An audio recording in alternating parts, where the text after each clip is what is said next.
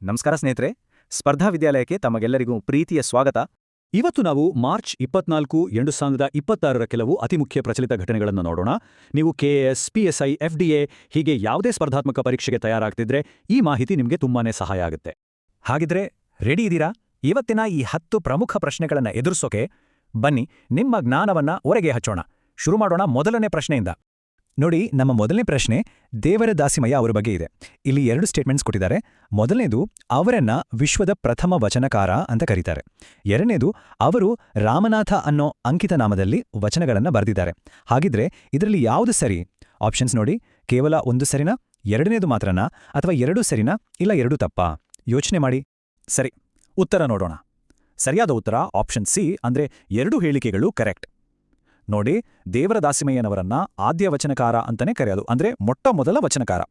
ಇವರು ಸುಮಾರು 10ನೇ ಶತಮಾನದಲ್ಲಿ ಇದ್ದವರು, ವೃತ್ತಿಯಿಂದ ನೇಕಾರರು, ಮತ್ತು ಅವರ ಎಲ್ಲಾ ವಚನಗಳಿಗೂ ರಾಮನಾಥ ಅನ್ನೋ ಅಂಕಿತನಾಮ ಇದೆ. ಇದು ಎಕ್ಸಾಮ್ ದೃಷ್ಟಿಯಿಂದ ತುಂಬಾನೇ ಇಂಪಾರ್ಟೆಂಟ್ ಪಾಯಿಂಟ್, ನೆನ್ಪಿಟ್ಕೊಳ್ಳಿ. ಓಕೆ, ಇತಿಹಾಸದಿಂದ ಈಗ ನಾನು ಕರ್ನಾಟಕದ ಇತ್ತೀಚಿನ ಬಜೆಟ್ ಕಡೆಗೆ ಹೋಗೋಣ. 2026-27ರ ಬಜೆಟ್ನಲ್ಲಿ ಬಂದಿರೋ ಮುಖ್ಯಮಂತ್ರಿ ಕೃಷಿ ವಿಸ್ತಾರ ಯೋಜನೆ, ಇದರ ಮುಖ್ಯ ಉದ್ದೇಶ ಏನು ಅಂತ ಪ್ರಶ್ನೆ. ರೈತರ ಆದಾಯ ಜಾಸ್ತಿ ಮಾಡೋದಾ ಅಥವಾ ಬೇರೆನಾದ್ರೂ ಇದೆಯಾ? ಸರಿಯಾದ ಉತ್ತರ ಆಪ್ಷನ್ ಬಿ, ಅಂದ್ರೆ ರೈತರ ಆದಾಯವನ್ನ ಹೆಚ್ಚಿಸೋದು. ಈ ಯೋಜನೆ ಬಗ್ಗೆ ಕೆಲವು ಮುಖ್ಯ ಪಾಯಿಂಟ್ಸ್ ಕೇಳ್ಕೊಳ್ಳೋಣ. ಸರ್ಕಾರ ಇದಕ್ಕೋಸ್ಕರ 100 ಕೋಟಿ ರೂಪಾಯಿ ಮೀಸಲಿಟ್ಟಿದೆ ಮತ್ತು ಇದನ್ನ ಮುಂದಿನ 3 ವರ್ಷಗಳಲ್ಲಿ ಜಾರಿಗೆ ತರುತ್ತೆ. ಇದರ ಫೋಕಸ್ ಇರೋದು ಕೃಷಿ ಉತ್ಪನ್ನಗಳ ಮಾರುಕಟ್ಟೆ ಸಂಸ್ಕರಣೆ ಮೇಲೆ. ಇದರ ಮೂಲಕ ರೈತರ ಆದಾಯ ಜಾಸ್ತಿ ಮಾಡಿ ಹೊಸ ಉದ್ಯೋಗ ಸೃಷ್ಟಿಸೋದು ಇದರ ಗುರಿ. ಕರ್ನಾಟಕ ಬಜೆಟ್ ಬಗ್ಗೆನೇ ಇನ್ನೊಂದು ಪ್ರಶ್ನೆ ಇದೆ. 2026-27ರ ಬಜೆಟ್ ಪ್ರಕಾರ ಮೀನುಗಾರರಿಗೆ ಕೊಡುವ ಉಚಿತ ಸಲಕರಣೆ ಕಿಟ್ನ ಮೌಲ್ಯವನ್ನ ಎಷ್ಟಕ್ಕೆ ಹೆಚ್ಚಿಸಿದ್ದಾರೆ? ಆಪ್ಷನ್ಸ್ ಇವೆ ನೋಡಿ, 5,000ನ, 10,000ನ, 15,000ನ ಅಥವಾ 20,000ನ? ಸರಿಯಾದ ಉತ್ತರ 20,000 ರೂಪಾಯಿಗಳು. ವಾವ್! ನೋಡಿ, ಮುಂಚೆ ಇದು 10,000 ರೂಪಾಯಿ ಇತ್ತು, ಅದನ್ನ ಈಗ ಡಬಲ್ ಮಾಡಿದ್ದಾರೆ. ಇದು ಮೀನುಗಾರರಿಗೆ ದೊಡ್ಡ ಪ್ರೋತ್ಸಾಹ ಅಲ್ವಾ? ಸರಿ, ಈಗ ನಮ್ಮ ಫೋಕಸ್ ಪಕ್ಕದ ರಾಜ್ಯಕ್ಕೆ ಹೋಗ್ತಿದೆ. Indiramma family life insurance scheme 2026 ಅಂತ ಒಂದು ಯೋಜನೆ ಬಂದಿದೆ. ಇದು ಯಾವ ರಾಜ್ಯಕ್ಕೆ ಸಂಬಂಧಿಸಿದ್ದು? ಕರ್ನಾಟಕನ, ಮಹಾರಾಷ್ಟ್ರನ, ತೆಲಂಗಾಣನ ಅಥವಾ ಆಂಧ್ರಪ್ರದೇಶನ? ಇದಕ್ಕೆ ಸರಿಯಾದ ಉತ್ತರ ಆಪ್ಷನ್ ಸಿ, ತೆಲಂಗಾಣ. ತೆಲಂಗಾಣ ಸರ್ಕಾರ ತನ್ನ ಬಜೆಟ್ನಲ್ಲಿ ಇದನ್ನ ಘೋಷಣೆ ಮಾಡಿದೆ. ಇದರ ಉದ್ದೇಶ ಏನು ಅಂದ್ರೆ, ರಾಜ್ಯದ ಎಲ್ಲಾ ಕುಟುಂಬಗಳಿಗೂ ಲೈಫ್ ಇನ್ಶೂರೆನ್ಸ್ ಕೊಡೋದು. ಪ್ರತಿ ಕುಟುಂಬಕ್ಕೆ ಸುಮಾರು 5 ಲಕ್ಷ ರೂಪಾಯಿ ಕವರೇಜ್ ಸಿಗುತ್ತೆ. ಅಷ್ಟೇ ಅಲ್ಲ, ರೇಷನ್ ಕಾರ್ಡ್ ಇರೋ ಪ್ರತಿಯೊಂದು ಕುಟುಂಬವೂ ಇದರ ಫಲಾನುಭವಿ. ಈ ಯೋಜನೆ ಜೂನ್ 2, 2026ರಿಂದ ಶುರುವಾಗಲಿದೆ. ಬನ್ನಿ, ಈಗ ಒಂದು ಇಂಟರ್ನ್ಯಾಷನಲ್ ರಿಲೇಷನ್ಸ್ ಬಗ್ಗೆ ಪ್ರಶ್ನೆ ನೋಡೋಣ. ಭಾರತ ಮತ್ತೆ ಚೀನಾ ಜೂನ್ 2026ರಲ್ಲಿ ಗಡಿ ವ್ಯಾಪಾರವನ್ನ ಮತ್ತೆ ಶುರು ಮಾಡ್ತಿದ್ದಾರೆ. ಆದರೆ ಯಾವ ಪಾಸ್ ಮೂಲಕ? ನಾಥುಲಾ, ಶಿಪ್ಕೀಲಾ, ಲಿಪುಲೇಖ್ ಪಾಸ್ ಅಥವಾ ಬಂಬ್ಲಾ? ಸರಿಯಾದ ಉತ್ತರ ಆಪ್ಷನ್ ಸಿ, ಲಿಪುಲೇಖ್ ಪಾಸ್. ಈ ಪಾಸ್ ಯಾಕಿಷ್ಟ ಇಂಪಾರ್ಟೆಂಟ್ ಅಂದ್ರೆ, ಇದು ಉತ್ತರಾಖಂಡಲ್ಲಿದೆ, ನೇಪಾಳ ಮತ್ತೆ ಚೀನಾ ಬಾರ್ಡರ್ ಸೇರೋ ಜಾಗದಲ್ಲಿ. ಇದು ಬರೀ ವ್ಯಾಪಾರಕ್ಕಷ್ಟೇ ಅಲ್ಲ, ಕೈಲಾಸ ಮಾನಸ ಸರೋವರ ಯಾತ್ರೆಗೂ ಇದೇ ದಾರಿ. ನಿಮಗೆ ಗೊತ್ತಿರೋ ಹಾಗೆ 2020ರಲ್ಲಿ ಕೋವಿಡ್-19ನಿಂದ ಈ ವ್ಯಾಪಾರ ನಿಂತಿತ್ತು, ಈಗ ಮತ್ತೆ ಶುರುವಾಗ್ತಿದೆ. ಈ ಸ್ಲೈಡು ಎಕ್ಸಾಮ್ ಪಾಯಿಂಟ್ ಆಫ್ ವ್ಯೂನಿಂದ ತುಂಬಾನೇ ಇಂಪಾರ್ಟೆಂಟ್. ಲಿಪುಲೇಖ್ ಜೊತೆಗೆ ಬೇರೆ ಇಂಪಾರ್ಟೆಂಟ್ ಪಾಸ್ಗಳ ಬಗ್ಗೆನೂ ತಿಳ್ಕೊಂಡಿರಬೇಕು. ನೋಡಿ, ಶಿಪ್ಕೀಲಾ ಇರೋದು ಹಿಮಾಚಲ್ ಪ್ರದೇಶದಲ್ಲಿ. ಸಿಕ್ಕಿಂನಲ್ಲಿರೋ ನಾಥುಲಾ ಹಳೇ ಸಿಲ್ಕ್ ರೂಟ್ನ ಒಂದು ಭಾಗವಾಗಿತ್ತು. ಉತ್ತರಾಖಂಡದ ಮನಾ ಪಾಸ್, ಇದು ಜಗತ್ತಿನ ಅತಿ ಎತ್ತರದ ಮೋಟರೇಬಲ್ ಪಾಸ್ಗಳಲ್ಲಿ ಒಂದು. ಹಾಗೆ ಅರುಣಾಚಲ್ ಪ್ರದೇಶದಲ್ಲಿ ಬಂಬ್ಲಾ ಮತ್ತೆ ದಿಪು ಪಾಸ್ಗಳಿವೆ. ಇವು ಮಿಲಿಟರಿ ದೃಷ್ಟಿಯಿಂದ ಬಹಳ ಮುಖ್ಯ. ಸರಿ, ಈಗ ರಾಷ್ಟ್ರೀಯ ಮಹತ್ವದ ದಿನದ ಬಗ್ಗೆ ಒಂದು ಪ್ರಶ್ನೆ. ನಮ್ಮ ದೇಶದಲ್ಲಿ ಶಹೀದ್ ದಿವಸ್ ಅಂದ್ರೆ ಹುತಾತ್ಮರ ದಿನವನ್ನ ಯಾವತ್ತೂ ಆಚರಿಸ್ತೀವಿ? ಜನವರಿ 26, ಆಗಸ್ಟ್ 15, ಮಾರ್ಚ್ 23 ಅಥವಾ ಜನವರಿ 30? ಸರಿಯಾದ ಉತ್ತರ ಆಪ್ಷನ್ ಸಿ, ಮಾರ್ಚ್ 23.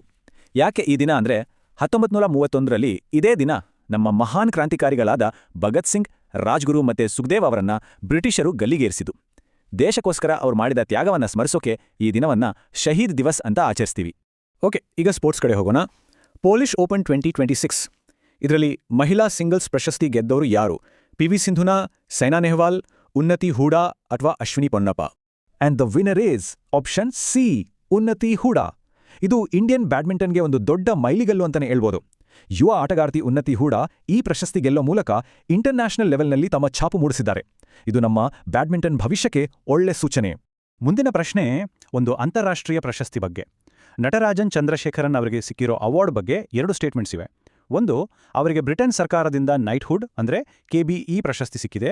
2, ಈ ಪ್ರಶಸ್ತಿಯನ್ನ ಬ್ರಿಟನ್ ರಾಜ ಚಾರ್ಲ್ಸ್ III ಅವರ ಪರವಾಗಿ ಕೊಡಲಾಗುತ್ತೆ. ಇದರಲ್ಲಿ ಯಾವುದು ಸರಿ?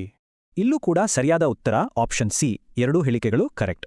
ಟಾಟಾ ಗ್ರೂಪ್ನ ಚೇರ್ಮನ್ ಆಗಿರೋ ನಟರಾಜನ್ ಚಂದ್ರಶೇಖರನ್ ಅವರಿಗೆ ಭಾರತ ಬ್ರಿಟನ್ ವ್ಯಾಪಾರ ಸಂಬಂಧವನ್ನ ಗಟ್ಟಿ ಮಾಡಿದ್ದಕ್ಕೆ ಈ ಪ್ರತಿಷ್ಠಿತ night commander of the order of the British empire ಅಂದ್ರೆ KBE ಪ್ರಶಸ್ತಿ ಕೊಟ್ಟಿದ್ದಾರೆ.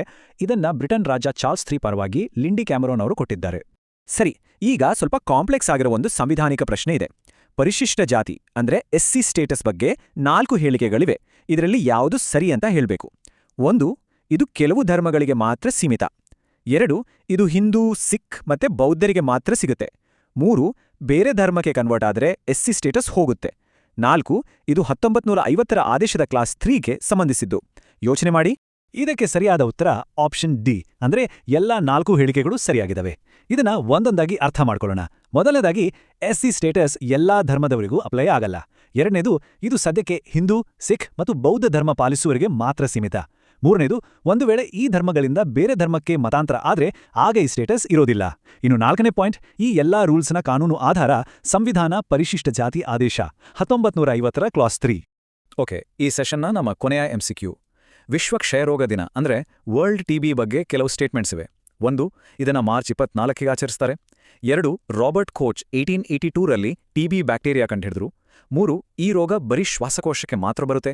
4, WHO 2030ರೊಳಗೆ TBಯನ್ನ ನಿರ್ಮೂಲನೆ ಮಾಡೋ ಗುರಿ ಇಟ್ಕೊಂಡಿದೆ. ಇದರಲ್ಲಿ ಯಾವುದು ಸರಿ? ಇಲ್ಲಿ ನೋಡಿ, 1, 2 ಮತ್ತು 4ನೇ ಹೇಳಿಕೆಗಳು ಸರಿ. ಆದ್ರೆ 3ನೇ ಹೇಳಿಕೆ ತಪ್ಪು. ಯಾಕಂದ್ರೆ TB ಬರೀ ಶ್ವಾಸಕೋಶಕ್ಕೆ ಮಾತ್ರ ಸೀಮಿತ ಅಲ್ಲ. ಅದು ನಮ್ಮ ಮೆದುಳು, ಮೂಳೆ, ಕಿಡ್ನಿ ಹೀಗೆ ಬೇರೆ ಅಂಗಗಳಿಗೂ ಬರಬಹುದು. ಈ ಹೋರಾಟದ ಟೈಮ್ಲೈನ್ ನೋಡೋದಾದ್ರೆ 1882ರಲ್ಲಿ ರಾಬರ್ಟ್ ಕೋಚ್ ಬ್ಯಾಕ್ಟೀರಿಯಾ ಕಂಡುಹಿಡಿದ್ರು.